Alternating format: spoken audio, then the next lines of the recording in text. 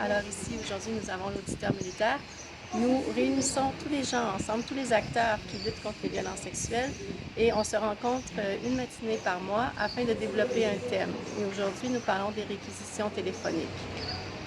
Alors nous avons des OPJ de la ville de Béni ainsi que des OPJ du territoire de Béni.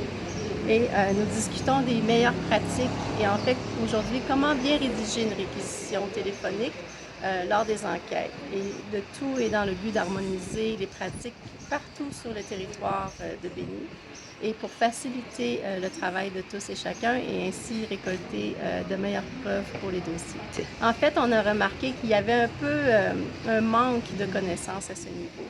On s'est réunis lors de la première matinée juridique avec l'auditeur, avec le commandant EPVS de Béni ainsi que le commandant EPVS du territoire de Béni.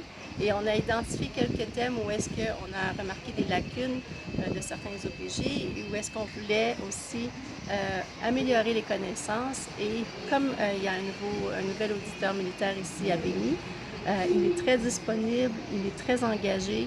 Alors, on a profité de sa présence pour, encore une fois, réunir tout le monde ensemble dans un cadre informel, si je peux dire.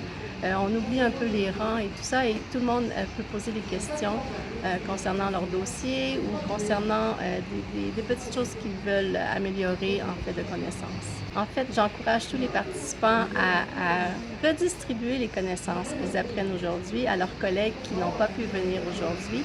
C'est important, lorsqu'on a accès à des activités comme ça ou des formations, c'est important de redistribuer à travers nos collègues afin que tout le monde soit au courant des mêmes procédures ou des mêmes changements parfois au niveau de faire les choses. Alors, je les encourage fortement à partager les connaissances avec leurs collègues. Je demande toujours à ce qu'un téléphone trouvé sur un suspect soit dans les 30 minutes qui suivent exploité au maximum avant toute autre chose. Vous avez compris? Oui. Parce qu'il peut être en train d'utiliser un WhatsApp qui est sur le point d'expirer. Et il expire entre vos mains.